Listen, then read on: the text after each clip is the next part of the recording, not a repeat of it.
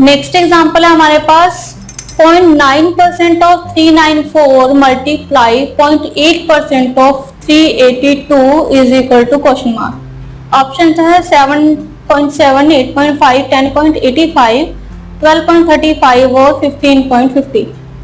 तो अगर हम इस क्वेश्चन को देखें तो 0.9% ऑफ 394 टिपिकल है ना इसको कैलकुलेट करना, लेकिन अगर मैं इसको 1% मान लूं, यानी कि 394 का 1% कितना होता है 3.94, 1% हुआ 3.94 और 0.1% हुआ 0.394, है ना। तो अगर मैं 1% में से 0.1% माइनस कर दूं तो मेरे पास 0.9% आ जाएगा, है ना। तो ये आएगा 3.546 मल्टीप्लाई,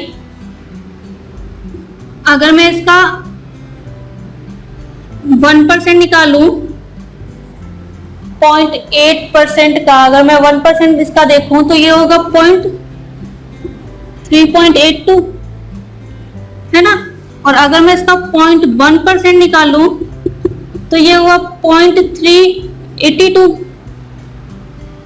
यानी कि अगर 1% से कितना कम है 0.2%, तो मुझे 0.1% पता तो 0.2% ही मैं निकाल सकती हूँ। तो 0.2% कितना हुआ 0.76, इसका दुगना, है ना।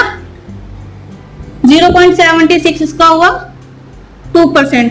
और अगर मैं 3.82 में से 0.76 माइनस करूं तो ये आएगा 3.06, यानी कि मल्टीप्लाई 3.06।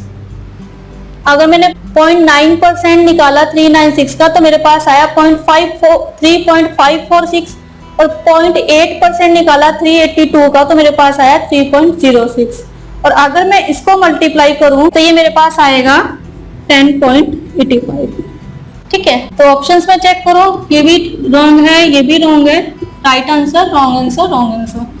तो अगर आप कैलकुलेशन, परसेंटेज बेस्ड कैलकुलेशन को स्पीड मैथ में सीख चुके हैं तो आप इसको इजीली कैलकुलेट कर सकते हैं। 1%, 2%, 100%, 25%, 72%, आप इसको इजीली कैलकुलेट कर सकते हैं। ठीक है, तो आपको फिर से याद करवा रही हूँ कि अगर आप अच्छे से प्रैक्टिस करते हैं तो आप किसी भी क्वेश्चन को कुछ सेकंड में आसानी से सॉल्व कर सकते हैं। Thank you.